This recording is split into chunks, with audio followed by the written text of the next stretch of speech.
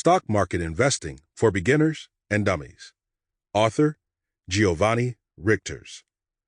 Narrator, Garner. Important disclaimer. This book is presented solely for educational and entertainment purposes. The author is not offering it as legal, accounting, financial, investment, or other professional services advice. The content of this book is the sole expression and opinion of its author. It is not a recommendation to purchase or sell equity, stocks, or securities of any of the companies or investments herein discussed. The author cannot guarantee the accuracy of the information contained herein. The author shall not be held liable for any physical, psychological, emotional, financial, or commercial damages, including, but not limited to, special, incidental, consequential, or other damages. You are responsible for your own choices, actions, and results. Please consult with a competent tax and/or investment professional for investment and tax advice. Introduction. It's time to get serious about your financial life and start thinking about the future. No one can and should work their whole life.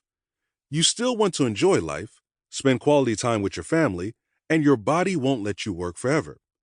Also, nowadays you cannot rely on a pension like in the good old days.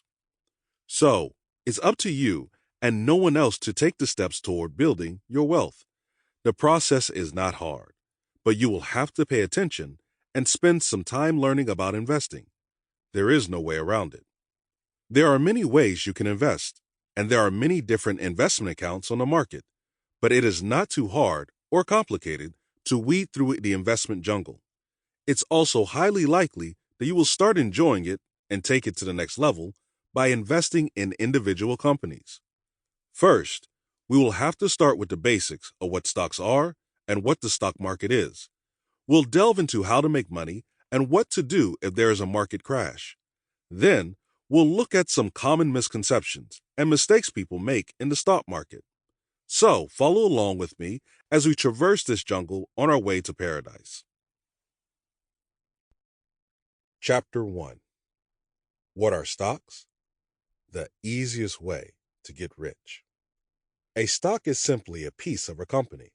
A stock represents ownership and is an asset you can buy. The people who own these stocks are called shareholders. Let's look at an example.